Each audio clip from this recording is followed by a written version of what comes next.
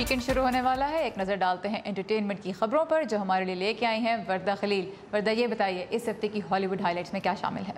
सारा, इस हफ्ते हॉलीवुड में चल रहे हैं कुछ तनाज़े। ब्रांजेलिना के नाम से मशहूर हॉलीवुड के ड्रीम जोड़े के दरमियान 2016 में अलहदगी के बाद एक नई कशीदगी पैदा हो गई है।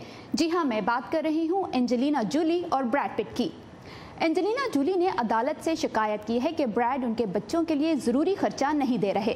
जवाब में ब्रैड पिट ने अदालत को बताया है कि वो बच्चों की निगहदाश्त के लिए $13 लाख अदा कर चुके हैं और एंजेलिना जूली और उनके बच्चों के लिए एक नया घर खरीदने के लिए उन्होंने $80 लाख उधार भी दिए हैं।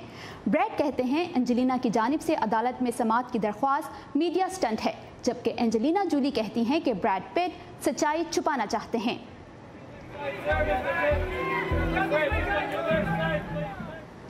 ऑस्कर अवार्ड्स में अगले साल से कुछ तब्दीलियां होने वाली हैं, लेकिन इससे हर कोई खुश नहीं।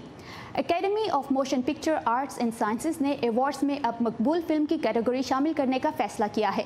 नाकदीन कहते हैं कि ये इजाफा ऑस्कर की खासियत को कम कर देगा। साथ ही एकेडमी अवार्ड की तकरीब की गिरती हुई टीवी रेटिंग को संभालने के लिए तकरीब का दौरानिया भी कम कर रही है।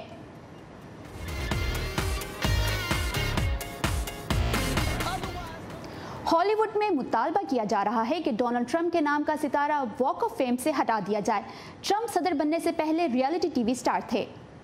ये दरख्वास्त वेस्ट हॉलीवुड सिटी की इंतजामिया हॉलीवुड चैम्बर ऑफ कॉमर्स से कर रही है।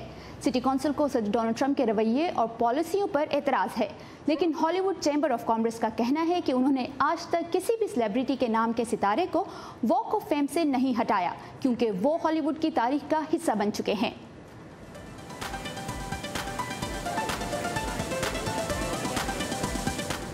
और ये थी इस हफ्ते की Hollywood highlights. Very interesting Warda Khalil, thank you very much.